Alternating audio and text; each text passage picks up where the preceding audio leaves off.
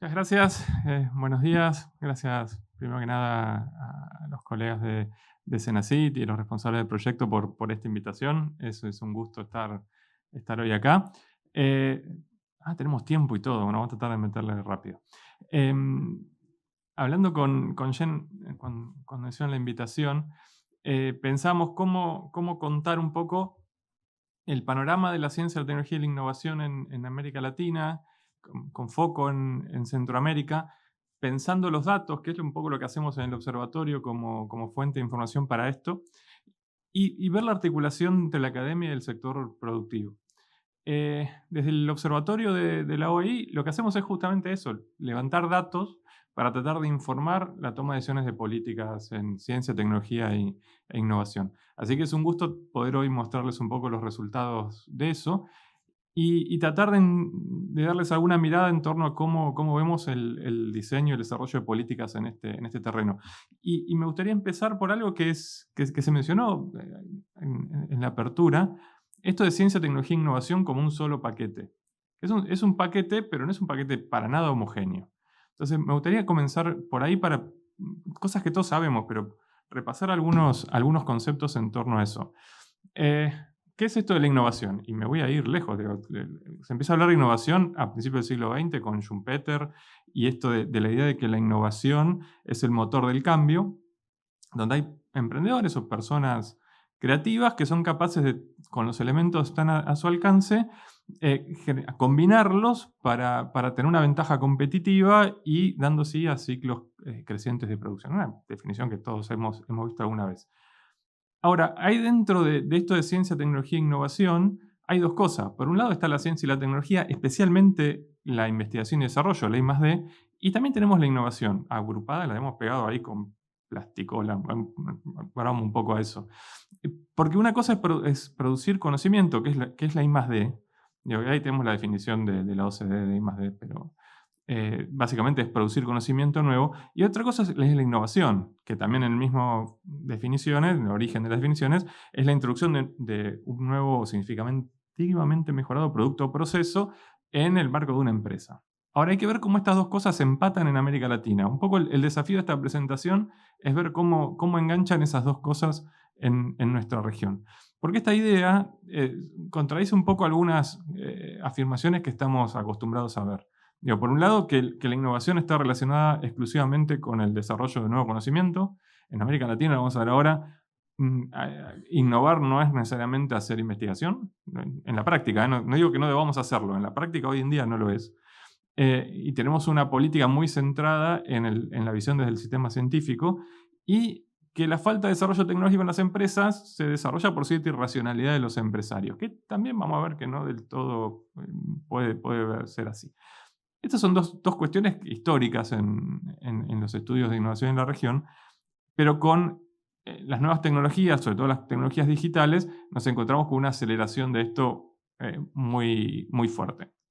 Entonces uno puede ver la innovación como un sistema, eso también me parece importante verlo, donde hay un montón de agentes que tienen que ver con estos procesos. No es solamente la capacidad de I+D, que sí puede ser importante, sino también la educación, el financiamiento, los marcos de políticas, como los que mencionaba Jen Caballero hace unos minutos. Pero todo eso está dentro del mismo sistema. Y entonces, si la innovación es finalmente mejorar la posición competitiva de las empresas, incorporando nuevas tecnologías y nuevo conocimiento, sobre todo en un mundo actual donde cosas como la inteligencia artificial son claves, ¿cómo se produce el conocimiento en la región? Entonces, lo que les propongo ahora es ver una radiografía muy rápida, o espero, de cómo es la ciencia y la tecnología en América Latina a través de los datos que recopilamos desde la Red Iberoamericana de Indicadores de Ciencia y Tecnología, la RICIT, que es una iniciativa que ya tiene 30 años y lo que hace es recoger datos de los ONCIT, de los Organismos Nacionales de Ciencia y Tecnología, como CENACIT en Panamá es nuestro enlace, por ejemplo. Recopilamos la información estadística, la hacemos homogénea y la publicamos. Y eso nos permite ver un panorama regional como el que voy a tratar de mostrarles ahora.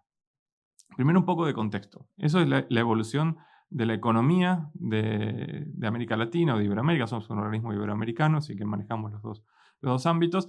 En orden de lo que nos cita hoy aquí, voy a centrarme en los datos de América Latina y el Caribe. Lo que vemos ahí es que la economía de la región, en los datos que están ahí, en ese diseño que está presentado ahí, venía con un leve crecimiento. La pandemia lo afecta, por supuesto, ese pico hacia abajo es el 2020 de la pandemia, y luego tiene un rebote que vuelve a acelerar el crecimiento económico.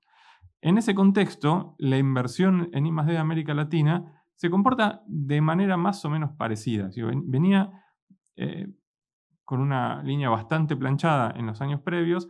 El impacto de la pandemia no fue tan claro en la ciencia y la tecnología, no fue tan fuerte, pero el ritmo de crecimiento posterior no fue tan rápido como el de la economía.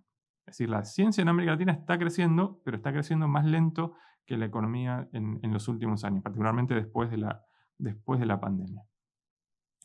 Y otra cuestión característica de América Latina, y que ocurre también en Centroamérica, lo mencionaban recién, es la heterogeneidad de los actores que están presentes. Lo que ven ahí es la distribución de la inversión en I+D de América Latina y el Caribe, con un fenómeno de concentración impresionante. El 62%, un poquito más del 62% de lo que se invierte en I+D en América Latina lo hace Brasil. Si a eso le sumamos México y Argentina, que tienen más o menos el 10 cada uno, Chile y Colombia, que tienen más o menos el 3 cada uno, llegamos al 88% de la inversión regional en solo 5 países. Todo el resto son el 12%. Hay un fenómeno brutal de concentración que va a afectar a algunas otras cosas que vamos a ver después. Eso es cómo evolucionó la inversión en cada uno de los países. Está medido en paridad de poder de compra. Fíjense que en todos los casos, prácticamente, en ese diseño que estamos mirando, la inversión en ciencia y tecnología creció. En algunos creció mucho, en otros un poco menos, pero ahí vemos de vuelta las diferencias entre los países. Están metidos España y Portugal en ese gráfico con nuestro carácter iberoamericano, pero fíjense, Brasil, México, las diferencias que hay. Voy a pasarlo muy, muy rápido para que nos quede un tiempo para charlar después. Pero ¿cómo se ve nuestra región en el contexto global? Ya veíamos que hay un fenómeno de concentración muy fuerte. Pero, sin embargo, y a pesar de que hemos crecido un poco en el proceso, somos el 4,5% de la inversión mundial en I+D. Toda América Latina. Y pasamos de ser el 3,5% hace 10 años a ser el 4,5% ahora. No ha habido un gran cambio en ese sentido. O sea que tampoco es para que pensemos que estamos tenemos un rol muy protagónico en el concierto mundial. Sobre todo pensando que la economía de América Latina es más o menos el 8% del mundo. Nuestra inversión en I+D está en la mitad de ese porcentaje. De alguna manera, por decirlo brutalmente, estamos usando la mitad de nuestro potencial. Entonces, hay mucho para crecer ahí. Pero después también veamos uno de los indicadores más clásicos. ¿Cuál es la inversión en I+D en relación al PIB de los países de nuestra región en comparación con otros en el mundo? Y vemos que mientras que los países que más invierten, Israel, Corea, están incluso cerca o por encima del 5% de su Producto Bruto, Estados Unidos tiene el 3,5%, lo mismo que Japón, y después hacia abajo algunos países europeos de los más desarrollados. El promedio de la Unión Europea 2,14%. En América Latina el promedio es 0,6%. El promedio es 0,6% para todos los países, con Brasil siendo el único que superó la barrera del 1%, 1,2% casi. Uruguay un poquito por encima del promedio, Argentina justo ahí, y el resto de los países con un gradiente bastante pronunciado, ¿no? Donde tenemos algunos que tienen inversión en relación a su economía bastante restringida. O sea, estamos muy concentrados, somos una pequeña parte del mundo y además tenemos poca intensidad en nuestra inversión en I+D. Pero aquí ya nos metemos un poco a enlazarlo con lo que hablábamos al principio. ¿Quién financia la investigación en nuestros países? Bueno, el 52% en América Latina está financiado por los gobiernos. Y las empresas financian el 41%. Que es un número que se contrapone con lo que uno ve en los países más industrializados, donde, por ejemplo, en Estados Unidos, en algunos países europeos, el 60% de la inversión en I+D es de las empresas. En América Latina el 60% es del gobierno. Pero tenemos ese número porque Brasil, que está por allá, tiene más o menos una 50 y 50 entre gobierno y empresas. Si sacáramos a Brasil de esa ecuación, que es el 62% del total, tendríamos que en muchos países la inversión de las empresas está debajo del 30%. Eso también es un factor relevante en cómo pensamos el desarrollo de la ciencia en América Latina. La cantidad de investigadores, sin embargo, fue creciendo. Eso es una ventaja. Hoy en día tenemos en equivalencia a jornada completa 430.000 investigadores más o menos en nuestra región, y creció desde prácticamente 300.000 10 años atrás. Ese crecimiento es importante, es una base sobre la que apoyarnos clave, pero es un dato que se contrapone un poco con el dato de inversión. La inversión no está creciendo así. Entonces ahí vamos a tener un cuello de botella que va a tener algunas implicancias de política, no en mucho tiempo. Y ese es otro dato parecido para contextualizarlo con el tamaño de nuestros países, es la cantidad de investigadores cada 1000 integrantes de la población económicamente activa en algunos países. Y de vuelta, vemos que, por ejemplo, en Estados Unidos o en Japón tenemos 10 investigadores cada 1000 integrantes de la PEA, y en América Latina estamos en 1.3, de vuelta muy por debajo de la intensidad que tiene la investigación en los países más industrializados, y de vuelta con mucha diferencia entre los países latinoamericanos. ¿Sí? Eso también es clave cuando pensemos los procesos de cooperación y de apertura de nuestra ciencia, ¿no? Creo que esas diferencias de tamaño e intensidad terminan siendo claves para pensar cómo nos paramos frente al desarrollo. ¿Y dónde están? Este dato también es clave y un poco se representa en lo que se ha dicho en la apertura. ¿Dónde se hace la investigación en los países de América Latina? La financian los gobiernos en un 60%, pero la ejecutan las universidades. 3 de cada 4 investigadores latinoamericanos están asentados en una universidad. Que de vuelta habla muy bien del desarrollo de nuestro sector de educación superior, pero es la contracara con las demandas más restringidas del sector productivo. Ahí tenemos un balance que hay que cuidar cuando pensemos qué metas tenemos en el desarrollo de nuestra ciencia y nuestra tecnología. Cuando tengamos metas de política, pensar bien a qué nos queremos parecer y qué necesitamos para eso, y plantearnos metas que sean razonablemente accesibles. Otro problema, y que fue interesante ver que también está siendo abordado por este proyecto, son los niveles de formación en nuestros investigadores. Que es una característica de América Latina, que muchos de nuestros investigadores todavía no tienen niveles de doctorado. Hay casos distintos, como Uruguay tiene el 70%, pero después tenemos casos como en el otro extremo, Argentina con el 32%, Bolivia con el 19%, Costa Rica con el 22%. Tenemos algunos países en los que todavía se requiere avanzar mucho en los niveles de formación de alto nivel de nuestros investigadores.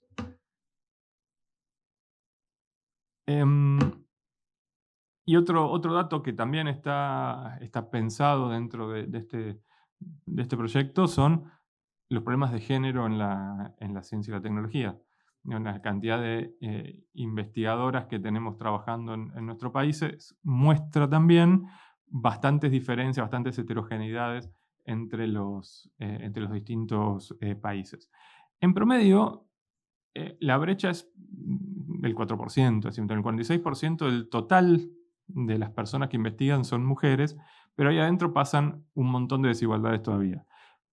Primero, hay algunos países donde prácticamente no hay brecha, hay una pequeña mayoría de mujeres, Argentina, Venezuela, Paraguay y Uruguay, pero en el otro extremo, en países como Perú, Chile y Colombia, están por debajo del 40%, en algunos casos cerca de un tercio solamente, el total de las mujeres que trabajan en investigación.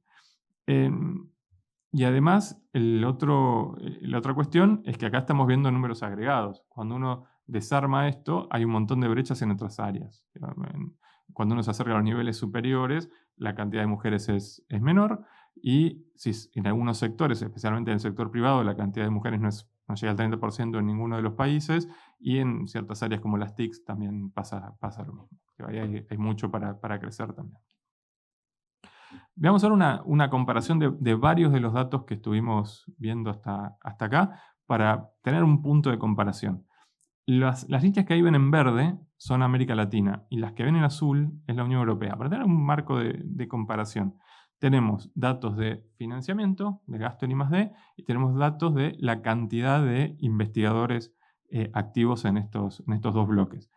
Y lo que vemos, por ejemplo, datos que ya hemos visto, ¿no? Esto está igualado, los volúmenes son tan distintos que ponerlo en valores absolutos no nos diría prácticamente nada. Solo veríamos Europa por allá arriba, América Latina planchado acá. Y entonces está igualado en el primer año y vemos la evolución porcentual.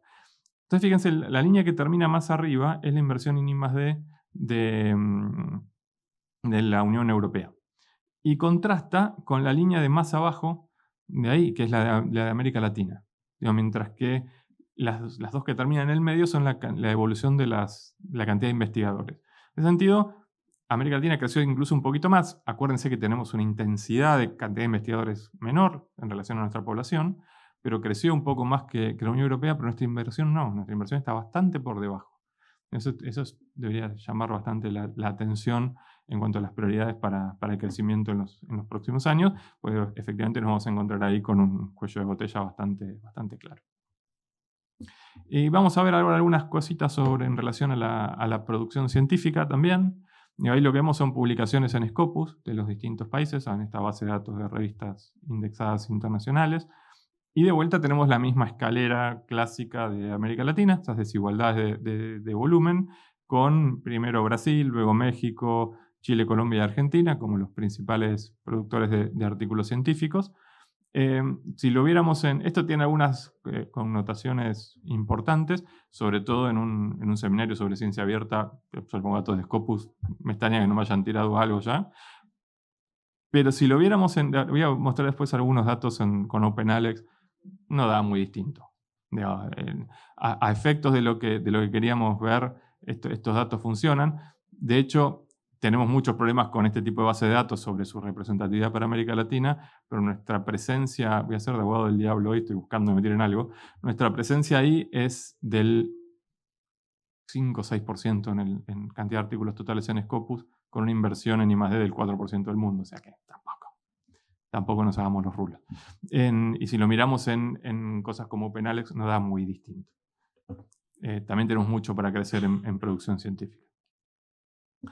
Donde sí hay una brecha enorme es en patentes. Patentes sí nuestra región tiene, y ya nos vamos acercando a los problemas relacionados con la apropiación del conocimiento por parte del sector empresarial. En patentes tenemos unas brechas gigantescas. Estas son patentes PCT, estas patentes internacionales. No voy a poner a detallar técnicamente qué son ahora, pero fíjense de vuelta que los números son realmente muy chicos. La cantidad de patentes que tenemos por año en nuestros países son muy pequeñas, y eso nos lleva a otro dato, que es, si vemos, lo agrupamos por país del solicitante en los de nuestra región, América Latina estamos en 1000 y algo de patentes PCT por año. Realmente muy poco. Si tenemos que crecer acá o no, y no sé, charlémoslo, quizás no es un indicador que nos interese tanto o que tenga un impacto positivo, pero es un dato. También tenemos que tenerlo en cuenta cuando armemos un panorama hacia dónde van las políticas de ciencia de nuestros países. ¿Y ahora qué pasa con las tecnologías digitales más de frontera? Que es una de las cuestiones que quisimos focalizarnos hoy en día. Nosotros desde el observatorio y desde la RICIT editamos todos los años junto con UNESCO el Estado de la Ciencia, que es un poco nuestro principal producto, en el que tenemos un compendio de datos como los que vieron recién, pero tenemos dossiers específicos sobre temas de frontera. Y los temas que elegimos muchas veces están relacionados con las cuestiones digitales. El del año pasado, que salió en diciembre, ese celeste que está abajo, tiene un dossier sobre computación cuántica. Y hace 2 años hicimos algo similar sobre inteligencia artificial. Así que los invito a descargarlos. Es todo completamente abierto para descargar. Pero voy a mostrarles algunos datos cuantitativos de qué pasa con la inteligencia artificial y la computación cuántica en nuestros países, para ver si hay alguna diferencia en relación a ese dato global que vimos hasta acá. Por supuesto, inteligencia artificial creció muchísimo, no se los voy a contar, lo vimos todos los días. En esos 10 años que ven ahí, hasta 2022, que fue el año en que hicimos el estudio, había crecido por 6 a nivel mundial, con un punto de inflexión en 2018, donde el tema explota en el mundo, con los principales actores siendo China, Estados Unidos, la India, países con un crecimiento muy acelerado en esta temática muy rápidamente, también a partir de 2018. ¿Sí? Si bien Estados Unidos arranca más rápido, después China crece muy por encima en volumen de producción. Y en América Latina, en una tecnología como esta, tan crítica, tan de punta, hemos crecido solo 3 veces. El mundo creció por 6, nosotros crecimos por 3. Lo que llevó a que tengamos una pérdida de participación en el total. Acuérdense que más o menos tenemos el 6% de los papers del mundo, que era del 9%, que no nos iba tan mal en este tema, un tema que había estado hibernando durante los 80 y los 90, la primera parte de este siglo también, y esa participación cayó al 5%. Ya perdimos todo tipo de especialización en inteligencia artificial.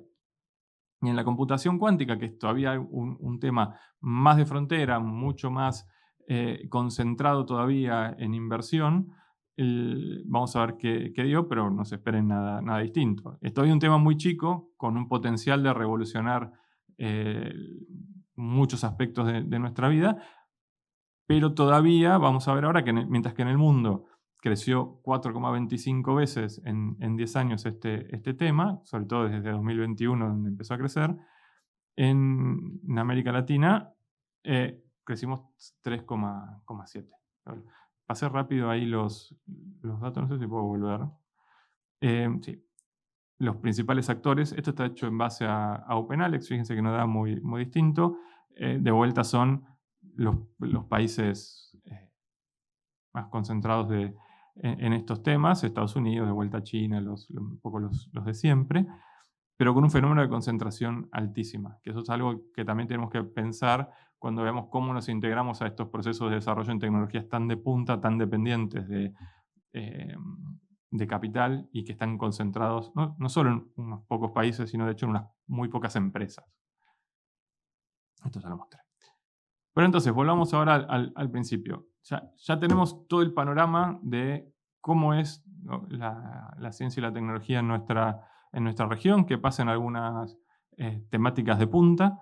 Vemos que la inversión en I+D es relativamente baja y un poco fluctuante. Eso no lo mencioné, pero si vemos la inversión en I+D en relación al PBI de América Latina, tiene bastantes fluctuaciones, pero no cambia demasiado tampoco. Si tomamos la serie de los últimos 10 años de eso, siempre hemos estado en torno al 0,6-0,7% del PBI. Por más que el tema sube y baja en la agenda y los países tienen un interés marcado en esto, nunca hemos conseguido darle una vuelta realmente significativa al volumen de nuestra inversión.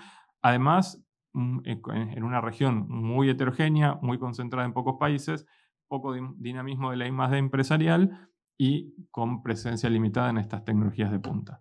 Entonces, ¿cómo innovan las empresas de nuestra región? Bueno, menos de un tercio de las empresas que innovan en América Latina, según las encuestas de innovación que se hacen para medir estos fenómenos, menos de un tercio lo hacen utilizando I+D para generar nuevos productos o nuevos procesos.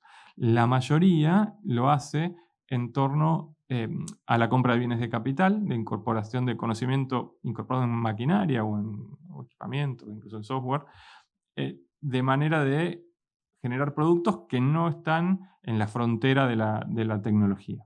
Y es una decisión bastante racional, muestran también las encuestas, por los niveles de inversión, los plazos, los riesgos involucrados en este tipo de fenómenos en América Latina, que además está compuesta muy mayoritariamente por empresas pequeñas y medianas con menos espalda para encarar este tipo de procesos, y en un mercado que no necesariamente exige productos de frontera.